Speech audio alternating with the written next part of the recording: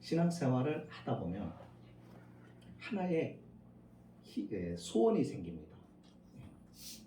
누구에게나 믿음 생활을 하는 사람에게 소원이 생기는데 그게 뭐냐면 믿음 생활을 좀 잘할 수 없을까? 자, 믿음 생활을 잘할 수 없을까? 잘하고 싶은데 이게 쉽지가 않거든요. 그런데 믿음 생활을 잘한다는 것은 다른 것이 아니에요. 다른 걸 생각하지 마세요. 믿음 생활 잘한다는 것은 하나님께 순종하는 것이 믿음 생활을 잘하는 거예요. 하나님께 순종한다는 것은 무슨 말이냐면 내가 삶을 내 중심으로 살지 않고 하나님 중심으로 살겠다는 얘기예요. 내 중심으로 살면은 모든 것이 나를 위해서 있어야 되고 나를 만족시켜야 되고 그러니까 내게는 어떠한 변화가 없어요. 수준이 내 수준에 맞추는 거예요. 그러나 나보다 훨씬 지혜롭고 나보다 훨씬 능력이 있으신 하나님께 맞추어서 내가 살려고 하다 보면은 조금 힘이 들어요. 하지만 무엇이 생기냐면 변화가 일어나요. 내가 성장해요. 자라나요. 전에도 말씀을 드린 기억이 나요. 우리 아이가 친구를 사귀는데 이 친구가 맨날 놀기만 하는 아이예요. 그리고 또 하나는 그냥 열심히 성실하고 열심히 공부하고 자신이 주어진 일 최선을 다하는 두 친구가 있다면 여러분 부모들은 맨 놀기만 하는 친구들하고 우리 아들이 우리 딸이 친구가 되기를 원하지 않아요. 그죠? 네. 왜요? 닮아가니까. 영향을 받으니까. 우리가 건강하려고 하면은 이게 몸을 부지런히 움직여야 됩니다. 연세가 높으신 분들이 계세요. 100세가 넘고 그런 분들 가운데서 허리 꼿꼿하게 막 열심히 펴고 살아가시는 분들 있어요. 젊은 사람 못지않게. 그분들 보면은 끝없이 움직이고 끝없이 활동을 하세요. 몸에 힘들게 만든다는 거죠. 우리에게 근육이 생기고 우리의 몸을 받쳐주고 힘있게 만들려고 하면은 단련을 시켜야 되는 것처럼 신앙생활도 같은 거예요. 믿음 생활 잘한다. 믿음 생활을 멋있게 한다. 그래서 그 믿음 생활에 다른 사람이 볼 때 믿음 생활은 저렇게 하는 거다. 저 사람 참 본받고 싶다. 참 저 사람 대단해. 저 사람처럼 저렇게 품위가 있어야지. 인격적이어야지. 이렇게 되어야 되죠. 하나님을 잘 순종하는 것이 믿음 생활을 잘하는 거예요. 하나님께 순종하다 보면 하나님을 닮아요. 가까워져요. 그러니까 누가 예수님 여러분들 다녀보시면 안 믿는 사람도 예수 싫어하는 사람 없어요. 그러니까 예수를 닮은 사람은 좋아하겠죠. 근데 왜 예수는 좋아하는데 예수 믿는 사람은 싫어하느냐? 예수 믿는 사람이 예수를 안 닮았단 말이에요. 그러니까 싫은 거예요. 우리에게 소망이 있습니다. 저도 그래요. 어떻게 하면 잘 믿을까? 그리고 목사이기 때문에 그래요. 우리 성도들도 어떻게 하면 잘 믿음 생활을 정말 제대로 할 수 있게 할까? 이것이 소원이에요, 소원. 그래서 안타까운 마음 가지고 이제 기도를 하는 거예요. 항상 그게 갈급해 있어요. 어떻게 잘할까? 어떻게 하는 것이 잘하는 걸까? 자, 오늘 예수님께서 우리에게 귀한 교훈을 주십니다. 우리는 하나님께 순종을 하려고 합니다. 믿음 생활이 신앙이 깊어지고 오래 믿음 생활하고 자꾸 믿음이 자랄수록 드는 생각이 뭐냐면 하나님께 순종하고 싶어요. 목사인 나도 늘 숙제가 그거예요. 하나님께 어떻게 잘 순종할까? 여러분 순종을 하려고 하면은 오늘 주님의 말씀을 봐야 돼요. 그래야 이게 진짜 믿음 생활을 잘해요. 보세요. 자, 예수님께서는 지금 어디에 올라가셨어요? 겟세마네 동산에 가셨어요. 이 겟세마네 동산에 가신 이유는 딱 한 가지예요. 기도하기 위해서요. 산에 기도하러 가는 사람들의 목적은 내가 기도하는 일에 다른 사람부터 방해를 받지 않기 위해서, 오직 기도에 집중하기 위해서, 그런 목적이 있기 때문에 다른 사람들이 접촉하지 않는 별도의 다른 공간에 서서 그 기도에 집중하기 위해서 산에 갔죠. 예수님도 마찬가지였어요. 근데 예수님이 이 산에 가시면서 혼자 가신 것이 아니라 제자들과 함께 가십니다. 왜 가셨다고요? 기도하시려고. 왜 기도하려고 하는 거예요? 기도하는 목적이요? 예. 주님은 이제 한 주간이 지나면, 일주만 지나면 예수님은 지금 십자가에서 자신이 죽어야 되는 거예요. 고난받고 죽어야 되는 거예요. 자, 그런데 이 일이 여러분들 쉬운 게 아니잖아요. 우리가 신앙생활하면서 왔다 갔다 쉬워요. 교회 가서 뭘 막 누리고 성도들 교제하고 만나고 여러 가지 프로그램을 갖고 그렇게 재밌게 할 수 있어요. 그러나 여러분, 그것은 신앙생활을 돕기 위한 하나의 방법이지 그것이 신앙생활을 우리를 든든하게 세워주는 게 아니에요.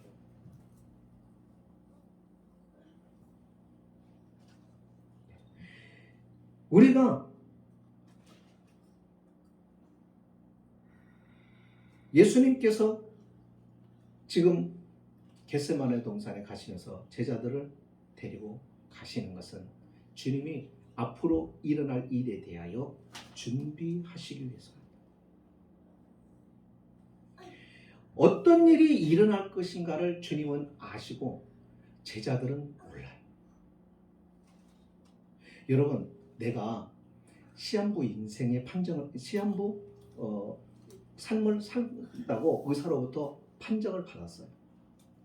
6개월밖에 못 삽니다. 3개월밖에 못 삽니다. 그러면 여러분, 그 즉시 우리는 걱정이라는 게 생겨요. 자, 죽지 않았는데 아직 벌써부터 6개월 후에나 죽음이 닥쳐올 텐데 벌써부터 우리는 마음이 흔들리기 시작해요. 그렇죠? 안다는 것이 어떤 때는 부담스러운 게 참 많아요. 그러니까 제자들은 이걸 모르니까는 아무렇지 않은 거예요. 하나님은 우리에게 때때로 믿음이 성숙한 사람들에게 미래를 예견하고 미래에 일어날 일에 대하여 말씀하실 때가 있어요. 왜요? 준비하라. 우리에게 시간과 우리의 인생의 종말과 또 역사의 종말이 있다고 하나님이 우리에게 가르쳐 주셨어요. 그렇기 때문에 우리가 그 종말이 있음을 알기에 어떻게 살아가요? 준비하라는 거예요. 가르쳐 주시는 것은 준비하라는 것이죠. 예수님께서 제자들을 데리고 그래서 겟세마네 산에 기도하러 가시는 겁니다. 주님이 가서 기도하는 모습을 보면은 아주 처절합니다. 여러분, 누가 기도를 이렇게 해본 사람이 없어요.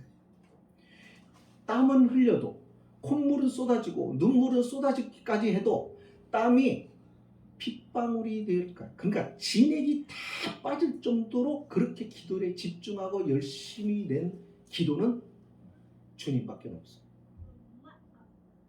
기도에 왜 이렇게 집중을 했을까? 왜 그렇게 하실까? 주님이 감당해야 될 일이 너무 크고 어마어마한 일이기 때문에 부담스러워요. 그래서 기도를 합니다. 그런데 제자들의 모습은 어떻습니까? 자요. 자꾸 자요. 제자들과 함께하고 그 다음에 그 중에서 3명, 베드로와 야고보와 요한, 주님이 특별히 이 3명을 또 데리고 제자들과 따로 주님이 데리고 갔어요. 그리고 주님은 따로 그들에게 기도하라고 하고 가서 기도하시라. 3번에 걸쳐서 기도하시면서 기도하고 마치고 첫 번째 기도하고 마치고 와서 봤더니 자고 다시 가서 기도하고 또 왔더니 또 자고. 이런 제자들의 모습을 봅니다. 자, 주님의 기도의 내용은 그거였어요. 할만하시면 이 잔을 옮겨달라는 것이었습니다. 언뜻 보면은 우리가 그런 생각, 주님도 이 고통이 무서웠나? 여러분, 우리가 주님을 생각하는 것에 대해서 잘 알아야 됩니다. 주님은 죽음이 두려운 것이 아닙니다. 여기 보면은 이 잔이라고 했을 때 이 잔은 고난을 말합니다. 여러분, 고난의 끝이 뭘까요? 고난의 끝이 어디예요? 죽음이에요.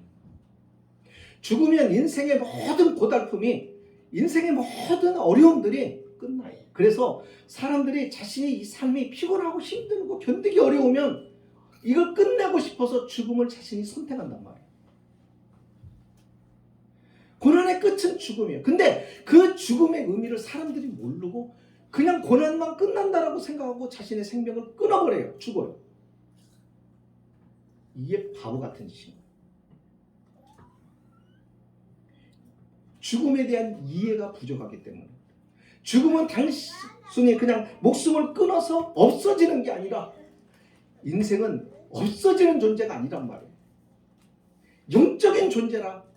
그래서 죽어서 끝나는 게 아니라 죽어서 영적인 세계가 기다리고 있는데 바보같이 그것을 모르고 힘들다고 끊어버린단 말이죠. 얼마나 안타까운지 몰라요. 여러분, 오늘 우리가 죽음을 이해하는 것 중에 가장 중요한 게 뭐냐면 죽음은 단절이라는 것을 생각하셔야 돼요. 죽음은 하나님과의 단절. 이게 진짜 죽음이에요. 하나님의 말씀, 하나님과의 관계가 에덴 동산에서 단절이 되었어요. 하나님이 말씀하시는데 이 말씀을 거절해버린 거예요. 거절함으로 하나님과 관계가 깨져버리는 거예요. 말씀하시는 분의 말씀을 피조물이 거절해버린 거예요. 그러니까 하나님의 말씀을 거부하면서 하나님께 순종해야 그 관계가 유지가 되는데, 거절하니까 관계가 단절이 되어버린 거예요. 단절이 되니까 어떻게 뭐가 와요? 죽음이 찾아와요. 생명의 근원부터 단절이 되니까 죽음이라는 것이 오게 됩니다. 예수님이 지금 생각하시는 것은 뭐냐면 성부 하나님과 단절이 되는 거예요. 그 단절을 지금 고통스러워하는 거예요. 여러분, 사랑하는 사람이 사랑하는 사람과 이별을 한다고 생각해 보세요. 사랑하는 사람과의 이별을 놓고 아무렇지 않은 사람이 있어요. 여러분, 가장 사람이 고통스러울 때가 언제냐면 내가 가장 사랑하는 자가 그와 이별할 때.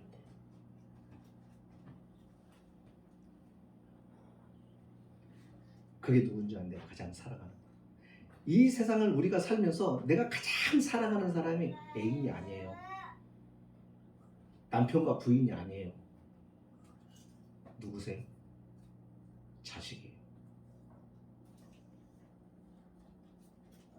그러니까 부모가 죽으면 슬퍼하다가 끝나는데 자식이 죽으면 가슴에 묻는다 그러잖아요. 잊을 수가 없는 거예요. 내가 숨이 멈출 때까지 그 자식을 가슴에 묻고 그것을 되게 생각하면서 괴로워하는 거예요. 그러니까 그 정도예요. 그거라도 다행히 어떤 사람은 그걸 이기지를 못해서 미쳐버린다고요. 정신이 돌아버린단 말이에요. 그게 바로 사랑하는 사람과의 이별의 단절이에요. 예수님은 하나님과 하나세요. 그 하나님과 한 분이신 그분이 성부 하나님으로부터 단절이 되는 거예요. 그것이 주님의 겁니다. 우리는 하나님을 안 찾아도, 내가 하루에 한 번도 성경을 안 읽고 기도를 안 해도 아무렇지 않아요. 근데요, 하나님과 밀착되어 있는 사람은요, 이 교제가 안 되면 힘들어. 여러분, 믿음 생활 이게 정상이에요. 믿음이 있는 사람일수록 하나님과의 교제가 끊어지면 너무 힘들어. 하나님과의 교제가 있을 때 아무리 어렵고 힘겨운 상황이어도 이겨내요. 담대해져요. 즐거워요. 두렵지가 않아요. 그런 거예요. 신앙은 그런 거예요. 예수님께서 그래서 이 단절이, 하나님과의 단절이, 성부 아버지 하나님과의 단절이, 그것이 힘든 것이지 고난 힘든 게 아니라. 그래서 할만하시거든 이라고 말합니다. 잔이 지나가기를 기도하는 것을 보고 어떤 사람은 생각해요. 이 잔을 피할 여지를 달라는 것이 아닌가? 아닙니다. 피할 길을 허락해달라고 하는 것이 아닌가? 이 힘든 일을 지지 않게 해달라는 것이 아닌가? 여러분, 그럴 것 같으면, 예수님이 그런 기도를 드렸을 것 같으면 벌써 3년 전에 마귀가 시험을 했을 때 마귀는 뭘 제안을 하죠? 십자가 지지 말라는 거예요. 그 십자가 없이 내가 다 이 백성들을, 이 모든 것들을 그냥 넘겨줄 테니까, 다시 말하면 십자가 없이 다 너의 백성을 만들어라. 그거거든. 그럼 벌써 주님이 그런 마음이었다면 거기서 결정을 했죠. 여기까지 안 왔죠. 그게 아닌 거예요. 예수님이 인간의심을 보여주는 거예요. 예수님이 인간의 모습으로, 우리와 같은 모습으로 오셨다는 거예요. 오셔서 우리의 연약함을 가진 것처럼 그분도 연약함을 가져. 우리처럼 배고플 때 배고픔을 느끼고, 슬플 때 눈물을 흘리고, 그리고 힘들 때 고통스러워하고 하는 우리와 같은 모습으로 오신 그분이 우리와 같은 입장에서 이 모든 고통을 간직하고 다 겪으시면서도 한 가지 놓지 않는 것이 있는데, 그 고통 속에서도 주님이 놓지 않는 것은 내가 하나님으로부터 오는 아들이다 하는 거예요. 그래서 자신이 하나님의 아들이심을 놓치지 않고 자신을 오롯이 하나님의 뜻과 계획에 포기해 놓으시는 겁니다.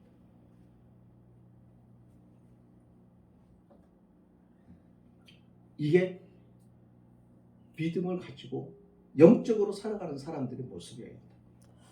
그러니까 그리스도인들이 어떤 모습이어야 되냐면, 아무리 살아가는 게 힘이 들고 어려워도 그것을 어떻게, 주님을 생각하면서 우리가 하나님의 자녀라는 거, 하나님께서 나를 자녀 삼으시기 위해서 어떠한 희생과 어떠한 고통을 겪으시면서 하나님이 나를 자녀 삼으셨는지, 하나님의 자녀된 것에 대한 자긍심을 가져라. 그 자긍심을 가지고 그것을 통해서 하나님의 뜻에, 하나님의 계획에 나를 포기해 놓으라. 이겨내라 이거. 여러분, 그러려고 하는데 이게 사람의 힘으로 되냐고요? 안 되거든요.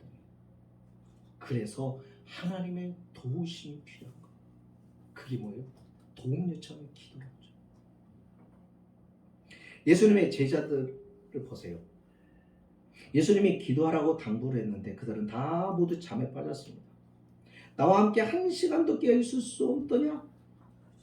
잠자고 있는 베드로에게 주님은 첫 번째 기도를 마치시고 와서 말씀하셨습니다. 그러면서 그에게 뭐라고 얘기해요? 시험에 들지 않게 끼어 기도하라. 여러분, 여기 시험에 들지 않게라는 말을 잘 들어보셔야 돼요.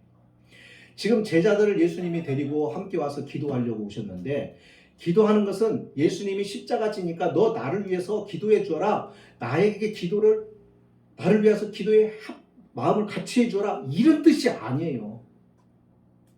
여기 보니까 시험에 들지만 않게라는 말을 했잖아요. 베드로야, 네가 시험에 들지 않게 해라. 안드레야, 네가 시험에 들지 않게 기도해라. 시험에 들지 않도록, 네가 시험에 들지 않도록. 다시 말하면 무슨 얘기예요? 예수님께서 나는 십자가 지고 갔고 이것을 감당하기 위해서 기도하지만 너희는 너희 자신을 위해서, 내가 십자가 지고 내가 붙들려가고 이 십자가에 매달리면 너희들이 실족에 빠지고 실망하게 되고, 그래서 낙심하게 되고, 그리고 나를 피해서 도망가게 될 것이니까 그 나를 버리지 않고 떠나지 않도록 하기 위해서 기도하라. 네 믿음을 네가 지킬 수 있도록 기도하라. 그거예요. 신앙생활은요, 누가 누구에게 대신 해주는 게 아니에요. 신앙생활은 내가 내 몫을 해야 됩니다. 그래서 구원은 각자가, 내가 목사라고 해서 우리 아들이 그냥 천국 가는 게 아니란 말이에요.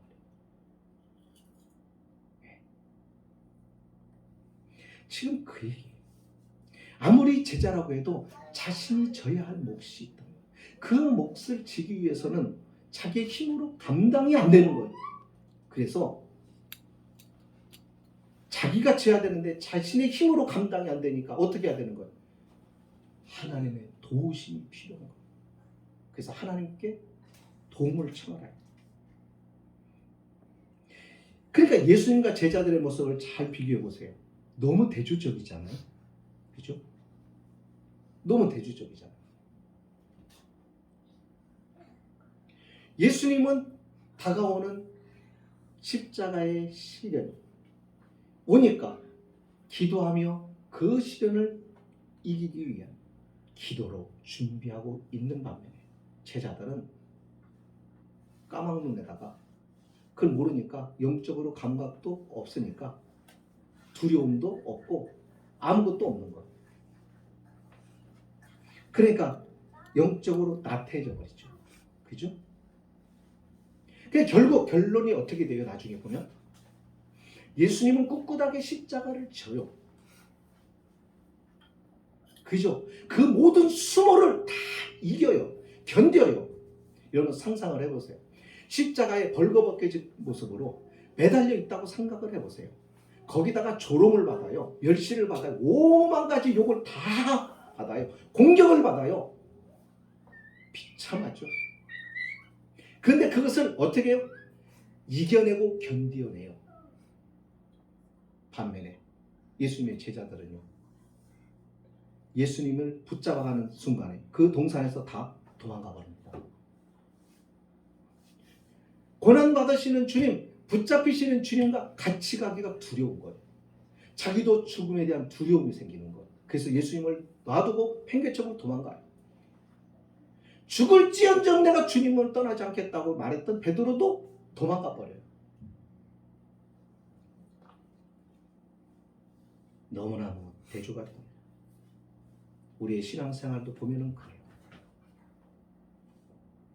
뭔가 이렇게 누릴 것이 있을 때는 하나님께 가까이 하고 참 회생활이 재밌다가 어려운 일이 생기거나 힘든 일이 있을 것 같고 책임져야 될 일이 있으면 도망가고 이런 일들을 우리도 하잖아요.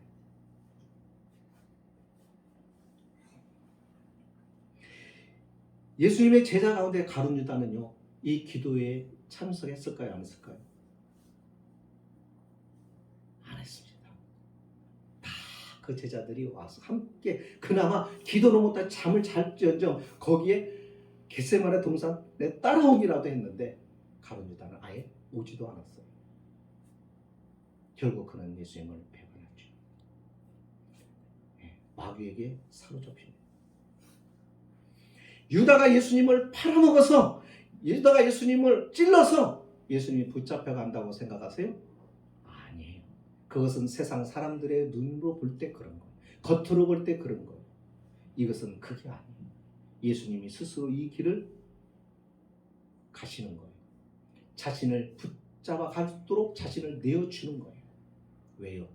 아버지의 뜻을 이루기 위해서, 하나님께 순종하기 위해서.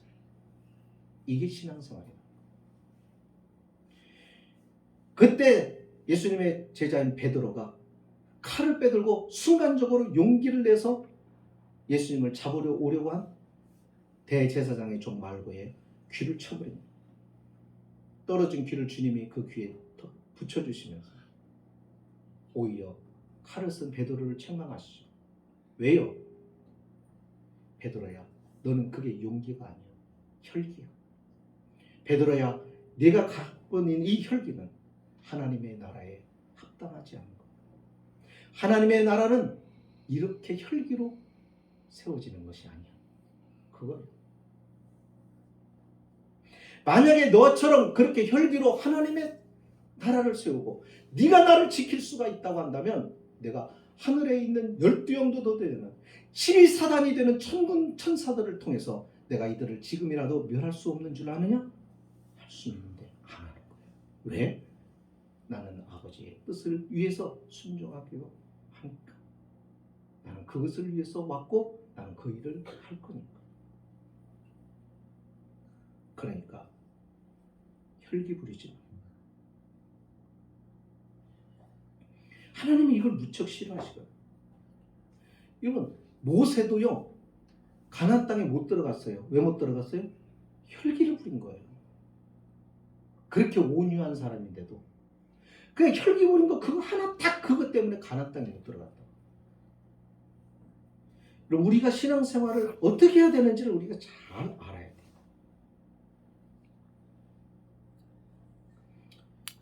말씀을 마치겠습니다. 신앙생활은 하나님의 뜻에 순종하는 것이 신앙생활입니다. 그러니까 삶이 믿음 생활이에요. 직장에서든 가정에서든 믿음으로 살아야 돼요. 교회에서의 종교적인 생활, 예배 드리는 이것이 신앙생활이 아니에요. 이 예배를 통하여 하나님을 만나고 예배를 통하여 내가 무엇이 잘못되었는지를 발견하게 되고 예배를 통하여 하나님 앞에서 내가 얼마큼 부족한가를 깨닫게 되고 그렇게 하면서 나를 발견하는 거예요. 하나님의 말씀을 들을 때 내가 무엇이 잘못되었지? 내가 무엇이 틀렸지? 내가 일부러 막 생각하지 않으려고 해도 말씀을 잘 듣다 보면 그 말씀이 내 양심을 찌르기도 하고 내 생각들을 지적하기도 하고 그래서 그 말씀이 우리에게 어떤 영향을 준단 말이죠. 어떤 때는 기쁨, 위로가 되기도 하고 그 말씀이 어떤 때는 내게 막 양심을 후벼 파는 소고처럼 다가와서 내 마음의 양심을 판단 말이죠. 그 아픔을 느낀다고요. 그러니까 어떤 사람은 자신의 양심을 찌르니까는 싫다고 해서 뛰쳐나가버리는 사람이 있고 어떤 사람은 그 찌른 것 때문에 꼬꾸라져서 하나님 앞에 회개하고 돌아서는 사람이 있단 말이죠.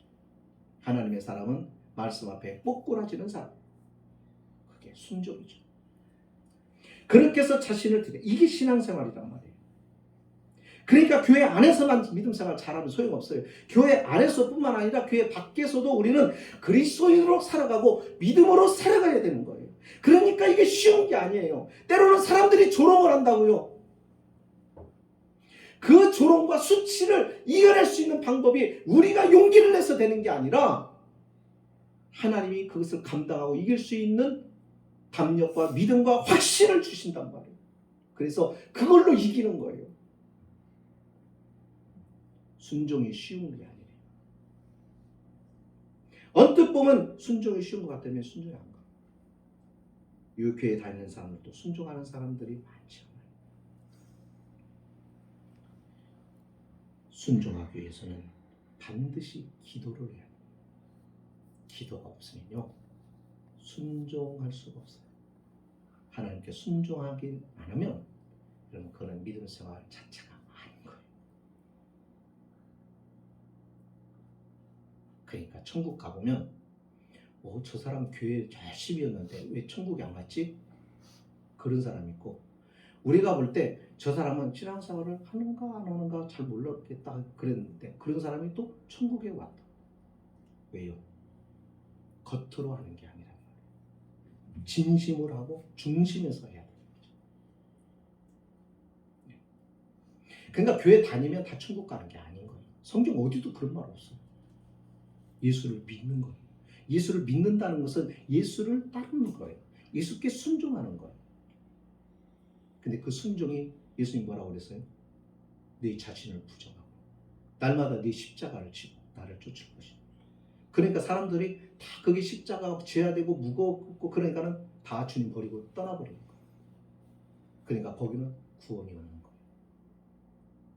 순종하는 거예요.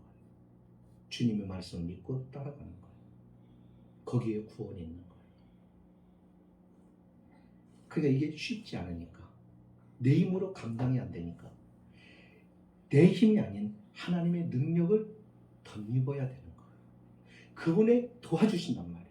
그분이 이것을 감당할 수 있는 힘을 주시고 위로를 주시고 확신을 주신다고요.